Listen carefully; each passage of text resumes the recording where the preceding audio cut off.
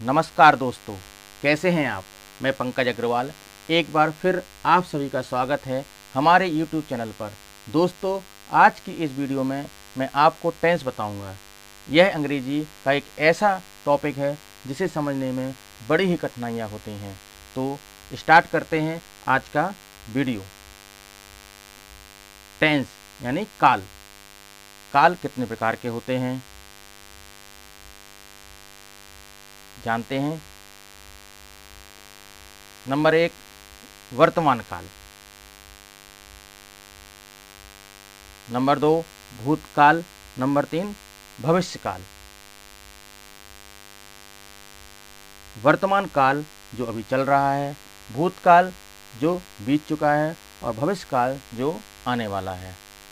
अब जानते हैं वर्तमान काल यानी कि प्रेजेंट टेंस।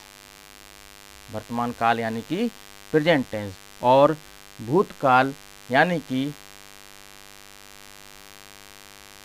Past tense. भविष्यकाल यानी कि फ्यूचर टेंस।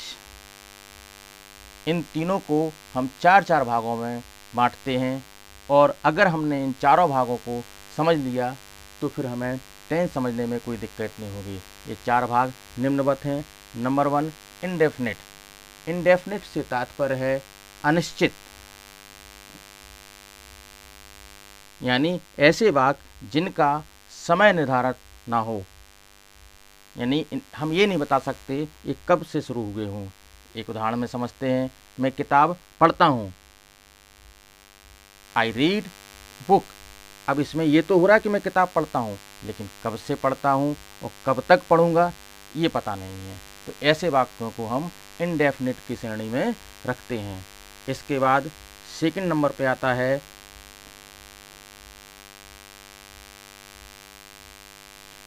कॉन्टिन्यूअस। कॉन्टिन्यूअस से तात्पर्य है जारी रखना।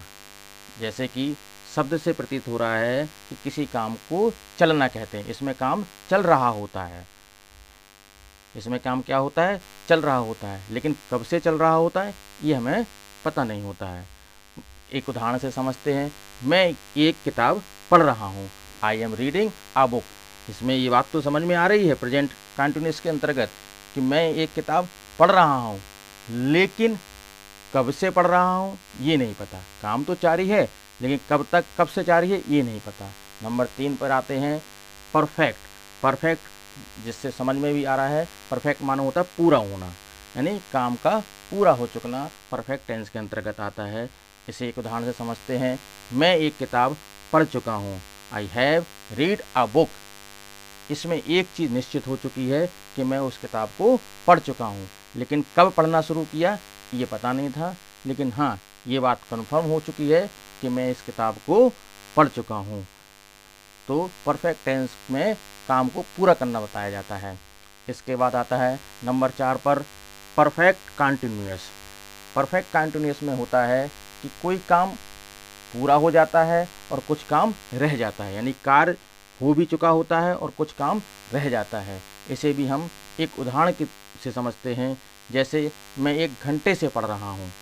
तो अब मैं 1 घंटे से पढ़ रहा हूँ, ये बात तो पक्की है कि मैं 1 घंटे से पढ़ रहा हूँ, लेकिन कब तक पढ़ूंगा ये मुझे नहीं पता। इसको हम समझते हैं I have been reading for an hour. तो आपने जाना कि कैसे हम टेंसों को 4 भागों में बांट सकते हैं। तो काल टेंस 3 प्रकार के होते हैं और हर काल टेंस के 4 भाग होते हैं। अभी तक आपने ये तो समझ ही लिया होगा।